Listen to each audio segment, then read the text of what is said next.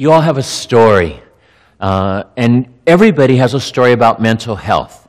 And Carol and I have a story not just about mental health, but about mental illness and how we have faced it, how we have tried to treat it, and how we have come to the place now where we are able to encourage people in it.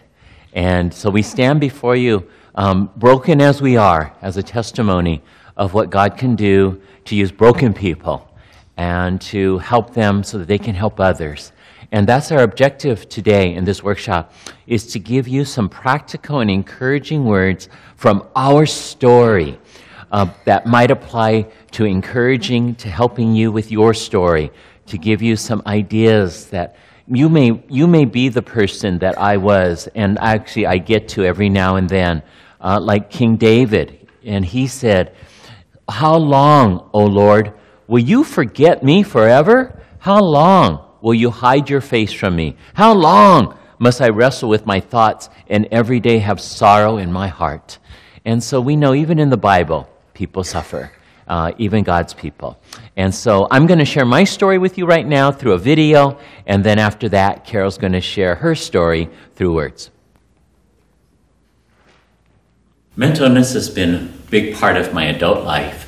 I grew up feeling fairly healthy, but when I turned 19, I started having issues with some obsessive compulsive desires. Those desires quickly magnified, and eventually I was experiencing severe depression.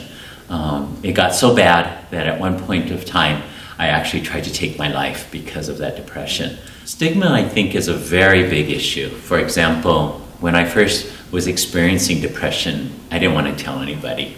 It's not like you have a headache or stomach ache. It's not even like you have a serious disease like cancer or some other abnormality that people would go, "Wow, I hope you're getting help for."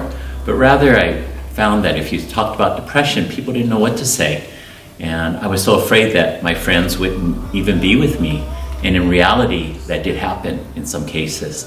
So stigma is a big issue. It's an issue of shame. It's an issue of dishonor. It's an issue where you feel you're branded with something that you don't even fully understand, but you just feel like you're a failure. You feel like you're different. And the stigma that is around us today, I think, causes so much misinformation. Not only that, but I guess also bad information. People may just think you're crazy, or people may think that you're hopeless, or people may just tell you, snap out of it, and you want to, but you can't. About a year ago, my wife and I moved here to Ventura County, and because we have ongoing issues of mental illness in our family, we wanted to find a support group. In Ventura County, we went around to a number of different support groups, and though they were really good, none of them were faith-based. None of them were built upon a foundation that would be located or established within a church. And so we decided that at first we were just going to try to start a support group for families that are dealing with mental illness. But as we talked to people, and as we also talked to other churches, we found out that there's a great desire and a great need for resources for the church. Because when people come to their pastors, when they come to their small groups, so many are dealing with issues much related to mental illness. And so we thought of this ministry that would help to educate, to encourage, and to enlighten people on the realities of mental health. In the United States alone, a little more than 1% of the population is currently living and struggling with schizophrenia. But if you turn that into true numbers, that means is over 2.4 million people. 2.4 million people right now in the United States are struggling with schizophrenia. Over 6 million people in the United States are currently struggling with a major depressive disorder. And over 44 million people in the United States every year are struggling with some form of anxiety disorder or depression. And these are serious illnesses that people are dealing with, and they're all around us. The percentages are high, and our desire is to reach out, to touch some of them in our own community, to try to bring help, try to bring hope, try to bring healing, try to shine God's light on mental illness so that it will lead to mental health. So when I look at my story, I've dealt with bipolar, so it's another form of mental illness besides OCD. And so one way of looking at bipolar is depression is the view of the world through a dark glass. And mania is a view that's seen through a kaleidoscope, often brilliant but fractured. And that's from Scientific American. And bipolar, some people know it as manic depressive illness, is a mental illness that causes people to have severe highs and severe lows. And people with the illness swing from being very happy and joyful and irritable to feeling very sad, hopeless, or unhappy. In between these mood swings, a person's mood can be normal. So some of the descriptions and symptoms of mania is excessive speech and activity, accelerated speech with abrupt change from topic to topic, a flurry of ideas, irritability, distractibility, and rapidly accelerating activities such as spending sprees, grandiose plans, delusions or paranoia, irrational self-esteem, and lack of sleep, and apparent tiredness often accompanies the manic. And for depression, which is a very extreme depression, so not some people just don't feel well, would be the opposite. And before, just to go into mania, some of the famous people from before that are probably people who had mania are writers, such as Walt Whitman, Ernest Hemingway, Mark Twain, and poet Edgar Allan Poe, painter Vincent van Gogh, and there's a myriad of people that we've been hearing more and more in the news, celebrities. And for depressed cycle, it would be at least 2 weeks of feeling down, discouraged, anxious, hopeless, and even suicidal. And my story sort of started like when I was a teenager, young adult, and one of the big episodes that I remember was when I was, my parents were actually remodeling their house. And I actually had to sleep in the living room for who knows how long. And so during that time, I went through bouts of sleeplessness and became very irritable. And then moving forward into our marriage, I think 2 years after we were married, there was a serious time where I just left the house for 3 days. So Curtis had no idea where I was, and it actually happened on Father's Day. And so my mom and my brother were on vacation, and I would call Curtis like from different places, like from my parents' house, and I said, "Don't call me." You know, I started accusing him and being very argumentative. So I would just like drive to different places, and I became very obnoxious. And then in 1990, we actually moved here to Thousand Oaks right when Gabriel was born. And so it was a very hard time for me because, you know, new church, new friends, new job for him. I was a first-time mom. I became very lonely because actually the first 4 months we were living in Camarillo. And I hated it because I couldn't think of how to get out of my depression. So reluctantly, I finally did see a counselor, Ann Dimmick, and after a while she suggested that I see a psychiatrist because she could see this high and low. And so it was a really hard time because I just didn't feel like there was anything wrong with me. And we only told a few people. Some of the reasons were, you know, we're a pastoral couple, we don't have problems. And 25 years ago, it was a big stigma, like nobody talked about it. Culturally, it was unacceptable, especially being in a Chinese church. Spiritually, it was frowned upon because if you don't have enough faith, then, what's wrong with you? And so these cycles would go up and down. Usually in the fall and winter, I would be hyper. I would be depressed. So for a few months, and then I'd be normal. And then in the spring and summer, then I'd swing into a hyper stage. But it was in those in-between times between cycling from a normal time to a mania time, like it was really hard to distinguish what was reality and what was mania. And it wasn't until 1993 that I did finally see the psychiatrist, and he recommended medication, but I just refused, I was like, no, I'm not going to take medication because I really didn't believe in medication. And so my counselor did give me this handout, this yellow one, and it helped me a lot just because, I was just trying to manage it on my own without medicine. So, some of the things, if you look at it, it talks about, getting help, getting exercise, eating right. On the manic side, don't make any major decisions, avoid spending money, which was one of my problems. And then, so I just barely managed. So it wasn't until we moved again to Orange County, and it was 2002, and so after a year after moving, I actually had a major manic episode.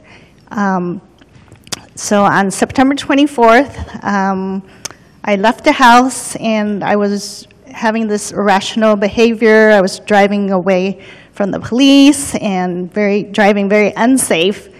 And I ended up in the hospital. Once the police caught up to me, I ended up on the hospital on a 5150, which is a 3-day hold. And after being in the hospital, I finally took the medication. So that's like 9 years after first diagnosis to that manic episode. And I knew that after September 24th that I had to take the medicine, and my driver's license was taken away. I couldn't take care of the kids because I was just trying to recover from all that brain mess up, basically. And our church was very gracious because they gave Curtis time off to take care of our family. And what are some of the effects is that I always thought it was a marriage problem and not a Carol problem. And when I was depressed, it was really hard to take care of our kids, and it affected our kids emotionally. I had lack of energy, concentration, and when I was hyper, I felt distance from Curtis, and I had a denial that I had a problem. As Carol said, it affected our marriage, but I also want to say that it blessed our marriage. Because now, at this stage of life, we've been married 33 years.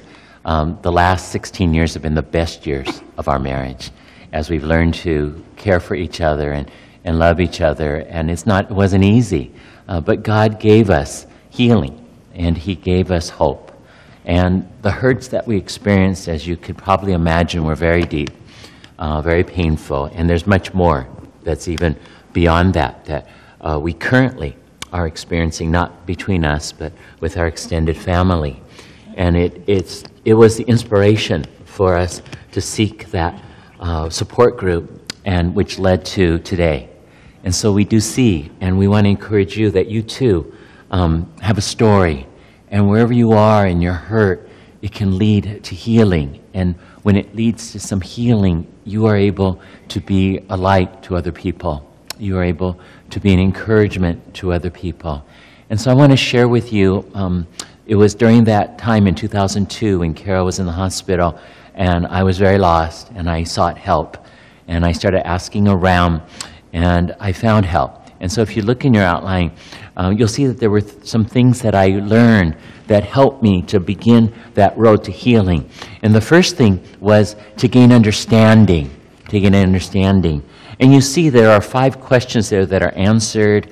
And again, I'm not going to go through all the answers. But first of all, what is mental health? Well, mental health is having the ability to emotionally, psychologically, rationally, socially behave in a healthy manner, being able to enjoy life without the oppression of wrong thoughts and without the distortion of thoughts that lead us to do the things that we don't even want to do, which is the struggle that I have with OCD. I would have desires to do things I didn't want to do, but then I would keep doing them, and that led to greater depression. So when I went through this, I learned that there were biological factors to this, that if I would take medicine, I probably would get better. But I too, like Carol, wouldn't take medicine in my first diagnosis and suffered for that. But there are other reasons why people might have mental health problems. They can be from life experiences. They can be from injury. Brain injuries can cause mental distress and mental illness. It could be through trauma. It could be through abuse. And so mental illness affects us in very real ways. And it's something that is a brain disorder. This is probably maybe the most important thing that I first try to share with people when they come to me and they know that, we have issues, and they go, oh, have you prayed, or do you get enough sun, or are you taking vitamins? And I know everybody means well. I don't doubt that people mean well. But the reality is that I have a brain disorder, and it's like if I had a kidney disorder or a liver disorder, I would get treated for that, and nobody would think anything of it. It's like, well, you should do that. And a brain disorder needs to be treated as well. And so for myself, I've received counseling, I've received medicine, and of course we have the support of our church and of our family. The Mental Health America says that there are 200 different forms of mental illness that they are classified, that are treatable, or that at least are identifiable. And these are things that, we just think of a field like depression or OCD or bipolar, dementia, schizophrenia, but there were 200. And so we know that there's many that need help. And brain disorders are biological and they're physical. And they're things that, if they are biological and if they are physical, then with our science today, we're blessed. We really are blessed that we can find help. And we can find some healing. Carol likes to tell people that bipolar is not curable, but bipolar is controllable. And that is so true for myself as well. I still struggle with depression. I still take medication. I still see a therapist. And so God is helping me through these things to deal with my struggles. Now, again, with 200 different types of possibilities, you can imagine that we have all kinds of issues throughout our world. How many people suffer from mental illnesses? If you look at the very back of your outline, you'll see there are 3 fact sheets from NAMI, the National Alliance on Mental Illness. And I won't be able to go through them, but the first one is just in general in the United States, in America, that 4.44 million people annually suffer from some form of mental illness every year. And if you look on the impact, you'll see in the middle right, it is depression is the leading cause of disability worldwide and is a major contributor to the global burden of disease. And so depression leads to other illnesses as well and is part of other illnesses. And so there is a huge amount of resources that we need to get out into our world to help them, because there are so many people that have it. But because of stigma, and we're going to talk about that a little bit later, stigma keeps us from seeking help. And those are things that we want to address and we want to break down, and your presence today helps to break that down. When Carol and I were with our psychiatrist, we asked her, what are the chances that our children would have some form of mental illness? And she said each one carried a higher than 30% chance of having some form of mental illness. And in fact, each one of them has experienced some form of mental health issues in their life. And so, you know, this is biological, it's something that we've passed on, but it's not something that we're ashamed of, and it's something that we want to treat. And you can continue to look for our children and just see that most mental illness appear before the age of 24, and much of it appears before even the age of 14. And so mental illness begins to show itself at a very young age. On the next sheets, you'll see that there's a description of what I struggled with, which is obsessive compulsive disorder and also depression. And it was through that, because of my desire to do things that I didn't want to do, and then doing them over and over again, that I got more depressed.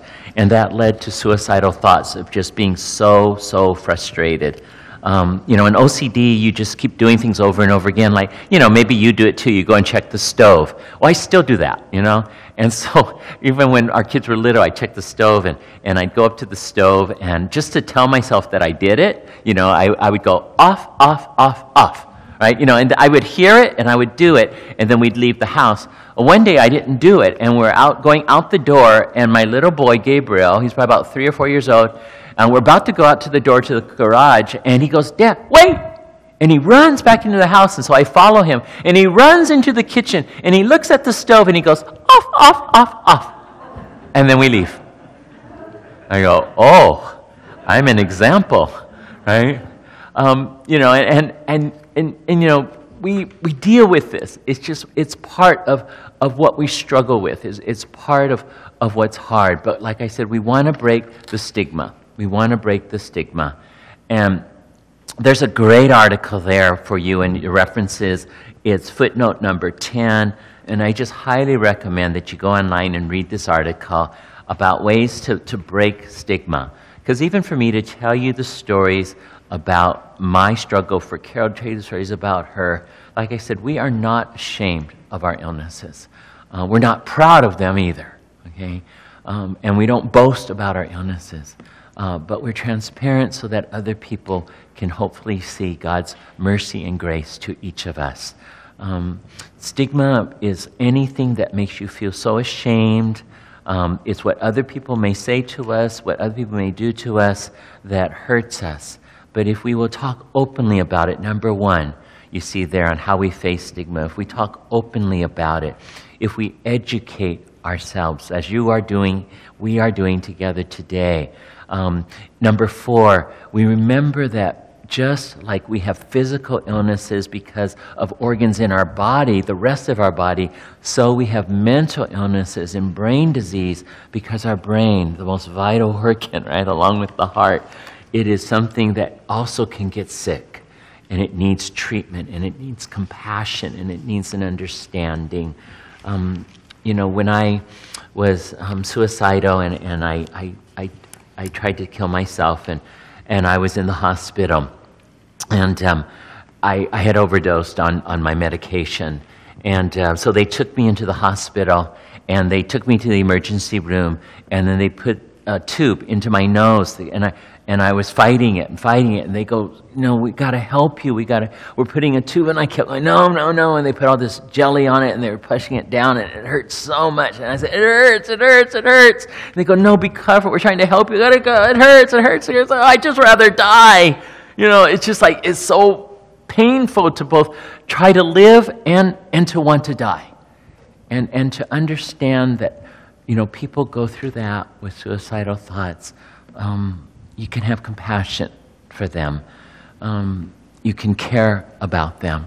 And by doing this, by addressing stigma, we can just let people that we will not be afraid. We will not be afraid to talk about it. And finally, the NAMI, they taught me, just like what I went through with Carol, And what you go through, if you go through a catastrophic event where like something happens to your children, ends up in the hospital, Carol ended up in the hospital, the first thing is, we have to realize there is crisis, and we deal with it as if it was a physical crisis as well. Then we learn how to cope with it. We learn how to deal with it. We vent our anger, and we can do this in safe places. And that's why Carol and I, at the end of today, our what next step is to invite you into, for those of you who want it or need it, into a support group so we can talk about how we deal with helping others who have mental health issues.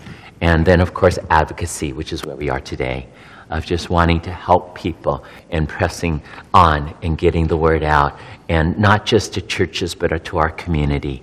But we're starting with churches because that's what we know. And this is where so many people go to for help. And like David said, you don't want a pastor who just, doesn't understand. You want one who is compassionate. And you are the people that people will turn to. You are their pastors who can be compassionate as you learn more about mental illness and help them in their healing. So the next part of our story was healing. So it's hope, healing. So one of the first things is just having supportive friends. And friends that, when you say, how are you? And they wouldn't be the ones that, fine. But, that they would listen to how I am. Obviously, a counselor really helped me. She was the one that, recommended that I go to a psychiatrist. And so Am was the one that, knew that there was something wrong. And even after the diagnosis, she helped me. And so I've seen several counselors, and I currently see a spiritual director. So I stopped seeing a counselor. For me, it was more the emotional, psychological, mental counseling. So now I see a spiritual director who sort of focuses more on the spiritual aspect of what I'm going through on a day-to-day basis. And I mentioned to you about the depression mania handout, and just that, if I have bouts of depression and I look at the depression side, if I look on the other side, it's the mania side. And I did write a letter of accountability. I think it was through my counselor or psychiatrist, where basically it was, if I'm going through a tough time, that I will tell Curtis, and he will have the authority to, get me the correct help I needed. And so I still see a psychiatrist. I still take medicine. So I see Dr. Okamoto. And so when I'm traveling, or if I feel like I'm depressed or manic, what do I take? How do I manage this? So even planning for the seminar, I called my psychiatrist and I'm not doing well. What do I do? So so he's been helpful for that. And even with, especially in the beginning, just education with NAMI, just learning everything about bipolar. I went to some of the classes that Curtis went to called Family to Family. It just sort of gives you ideas of what mental illnesses are, and how people can help. And I read books about bipolar. One of them was an old actress named Patty Duke Austin, and just her autobiography. And a really good place of healing was finding a support person, and her name was Pat Leung, and just being able to pray with somebody. Or, sometimes when I feel manic, I tell her, and sometimes she would say, maybe you should talk to your psychiatrist. So she's been a real good sort of third-party person, because, sometimes as a husband, it gets a little challenging. So, and I know that one of the big factors is stress. So I need to limit my stress. So knowing how much to do or serve at church, I try not to do too many serving opportunities because there's so many things to do at church. Make sure I have good sleep, because sleep is like the number one, for me. And just relying on my depression mania handout, and just to share my story with people like I am now. I think the more I share it, than to see other people share their story, and like them knowing that somebody out there knows what depression or mania or bipolar is. And to be patient, like especially in the beginning, like one of the times was because the major episode was so traumatic, it took like 6 months to a year to have the medicine take effect, as well as just adjusting to life with the new normal. And finally, it wasn't until a year later, on September 24th, it's like, we've made it this far, what are we going to do? And so we actually celebrated at Disneyland. And it wasn't so much to like, this is a day, but it was like, how God was so faithful to us, bringing us through that whole season that was pretty traumatic for our whole family, not just to me or not just to Curtis.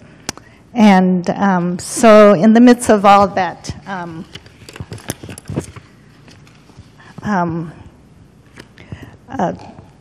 seeing God's faithfulness, it was just to repeat, going to Disneyland. Who goes to Disneyland to remember, like, mental illness? I don't know. So one of the things that's been sticking to me, like, all these years is God's faithfulness. He's been faithful through the whole time, of our marriage. And some verses that speak to that is Lamentations 3:22 and 23. The steadfast love of the Lord never ceases. His mercy never comes to an end. They are new every morning. Great is your faithfulness. And also Proverbs 3:3. Let love and faithfulness never leave you. Bind them around your neck. Write them on the tablet of your heart.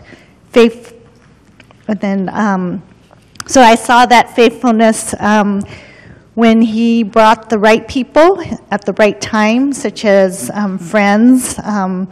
One couple who let me stay at their house for those 2 weeks. My psychiatrist, I was able to see her pretty quickly because she was always booked. Just the right counselor and my prayer partner, Pat. And then, part of that faithfulness is the medication. Because since I was against medication, I just thought it was, a bad thing. But I realized that, diabetics, they need insulin. So for mental illness, I would need something to help me because it's a chemical imbalance. And it doesn't have to be my chemical enemy. And I have been really fortunate with my medication. Not very many people, or not everybody has, but they've been able to find the right medication for my illness. And I know for people, they're still trying to readjust their medications all the time. And so it's not always a positive story. And I have to realize that my medicine doesn't eliminate mental illness. It just puts it in remission. And I think, like Curtis was saying, that the first half of our marriage was pretty horrible. But the second half has just been great. And in closing, God brought this verse to me many, many times, and it's Isaiah 43, verses 18 to 19. Forget the former things, do not dwell on the past. See, I am doing a new thing. Now it springs up. Do you not perceive it? I am making a way in the wilderness and streams in the wasteland.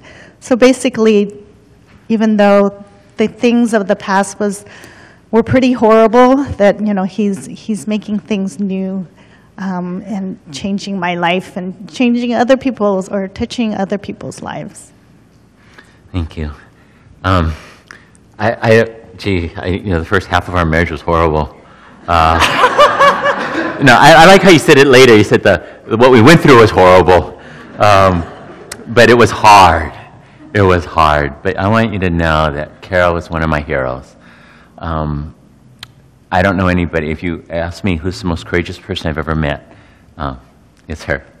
And just the things that she's had to deal with, and the way that she's dealt with them, the courage that she has always been a great inspiration to me. And she's just she's a testimony of what happens if you hang in there, right? And I think we both are. Carol and I both, we have hope. And when Carol began to get better, I was still in my support group with NAMI, and I was hearing their stories. And they were telling me about their children who weren't getting better, about their spouses who weren't getting better, about their family members who were taking medicine and weren't getting better. And I felt guilty saying that my wife was doing better. And I remember the leaders of that support group, when I told them, I go, I feel bad. I don't, because Carol's doing well, you guys aren't doing as well. And they said, no. Keep telling us, because your story gives us hope. Your story gives us hope. And we hope that our story gives you hope. That you can bring back to your churches.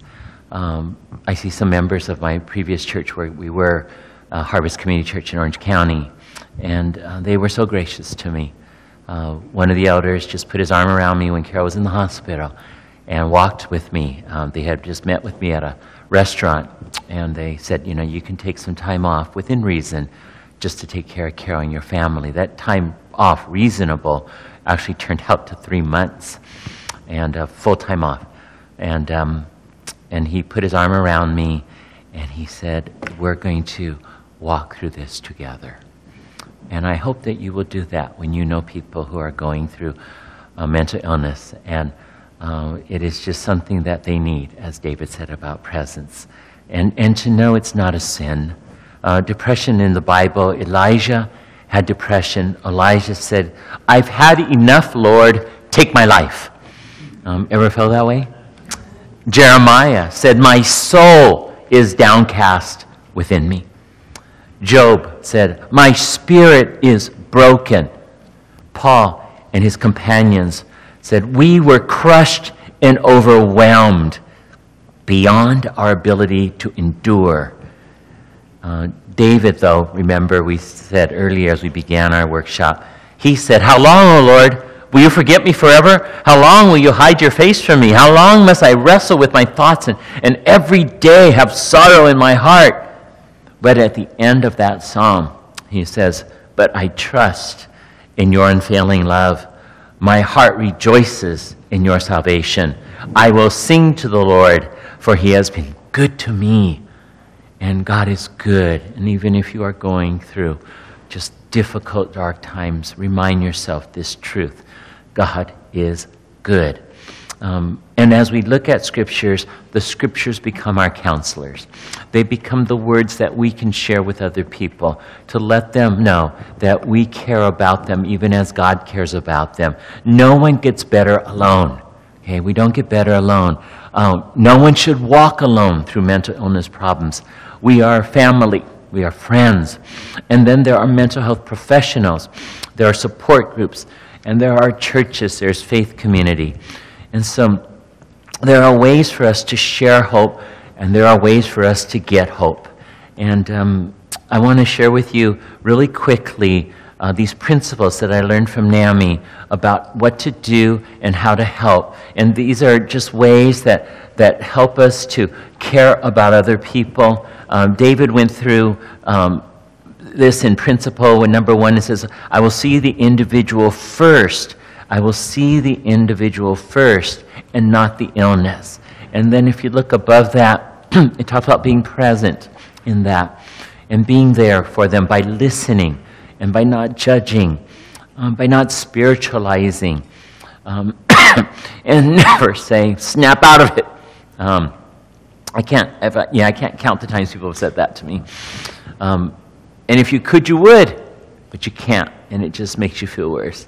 But let the people know you believe in them as you're walking with them, and remind them that you would be there to help them. So if they have a need and they say, I don't know what to do, say, well, how about if we go see a doctor?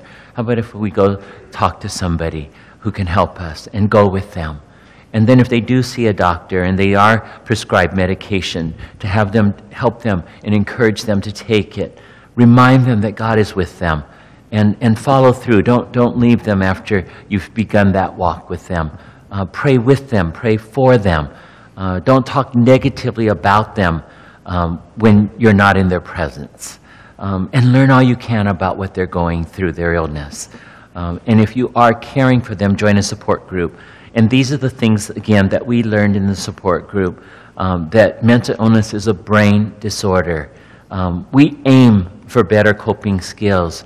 We find strength in sharing experiences. We reject stigma in ourselves and in others. We won't judge anyone else's pain as less than our own. Boy, that is such a great principle about every type of suffering that somebody goes through. Don't judge somebody else's pain as less than your own. Just know that it hurts them in ways we can't fully understand. We forgive ourselves, we forgive others, and we don't accept guilt, we reject guilt. We embrace humor, and we laugh, we enjoy what we can, even in those seasons that are difficult. We know that we can't resolve all problems, but we expect a better future. And in regards to hope, number 11 is so important. We will never give up hope. We will just never give up hope. And so that's our encouragement to you through our story. And we have 5 minutes left, which is just right, for some question and answer. If you have any questions that you would like to ask us. And don't be afraid to ask personal questions. If we don't want to answer, we'll just say, next question. Anyone have a question?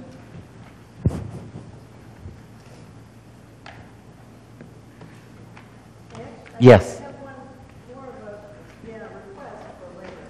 During our general question and answer time, would it be possible for Deutsch and I and the other person from Maui to give a very quick 3-minute commercial for these programs you've been talking about, Family to Family, our ones on the flip side for folks like Carol and I, Peer to Peers, and one workshop we're putting together specifically for called Family and Friends. Yes.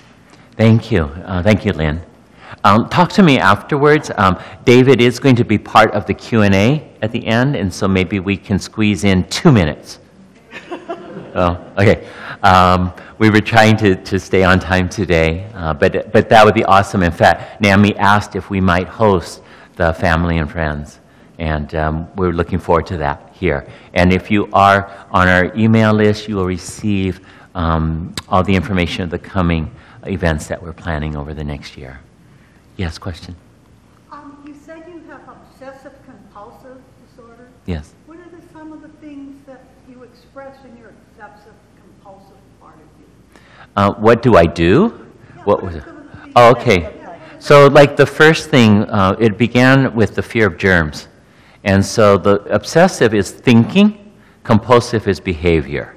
And so I would obsessively think that I had germs or I was getting germs, and I would get sick or I would make somebody else sick. And so to deal with that, my brain kept telling me I have to wash my hands so I won't get sick or I won't get somebody else sick. I would just do that constantly all day till my hands got red and raw. And I was working at a grocery store. I was always touching food that I knew other people would touch. I was so afraid they would take it home and get sick. I was wiping off bottles. I was washing my hands. I wasn't able to function. I'd have the weirdest one was when I was walking along and I had the thought that I had to pick up rocks. I was wearing a jacket. It was a hot day. I kept my jacket on. I started stuffing rocks in my pocket, walking around in circles. And the thing is that you don't want to do it because you know it's not right, but you can't stop doing it. And that's the obsessive compulsive part. where you just have these obsessive thoughts, and then you have these compulsive behaviors. You don't want to do them. You can't stop doing them. You know they're not even logical, but you keep doing them because you're so afraid that if you don't, something bad's going to happen. But please just look online at NAMI, and they'll explain even more about that. Yeah. Thank you. Good question. Anyone else? Yes, Kevin. During you and like yours and Carol's marriage, when you guys were growing up and younger, and you guys experienced episodes, what were ways that you guys were able to build trust and continue to love each other well after those episodes? Well, it was really hard until I got the medicine, because it wasn't going anywhere. Because since I wasn't on medication and wasn't being controlled that way, it would, every year it's just high and low, high and low and high. So it wasn't until I was willing to take the medicine and, see the counselor, the psychiatrist, then we can get somewhere in terms of our relationship. But for those at least 9 years, it was just pretty difficult. And for me, I just built friends. I had friends a few friends, because I couldn't advertise it. And I just talked to these friends. They were all male friends. And I told them, something's wrong with Carol. I don't know what it is. Something's really bad. And they could see it. And they didn't know what it was, but they just were with me. They heard my frustration. They heard my anger. They would take me out. They would be with me. They'd pray with me. And then gradually, slowly, but we didn't always have bad days. I don't want to say it was like 365 bad days, but there were hundreds of days in the year that were bad. And we just had to work through it. But somehow, some way, God helped us to love each other. There's this one story, and I guess I'll close with this, is that Carol was having that episode in 2002, and I was just lost, and I just was broken, and I went to a friend, and I talked to him, and I said, I don't know what to do with this pain. I know I can't divorce Carol. I know that's not right, but I don't know what to do with this pain.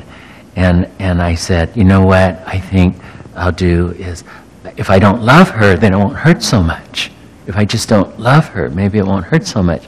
So I literally thought in my brain, I will try not to love Carol, and then maybe it won't hurt so much. And as I was home one day, and I was trying to do that, it dawned on me, I cannot not love Carol. I cannot not love her. And I remember that was really my healing. That began my healing in that day, when I relieved that and understood that I love my wife so much, and I just could not love her. There had to be a way to find help and hope. And we're just so thankful of God's grace and mercy that we found it in that day. So, thanks, Kevin.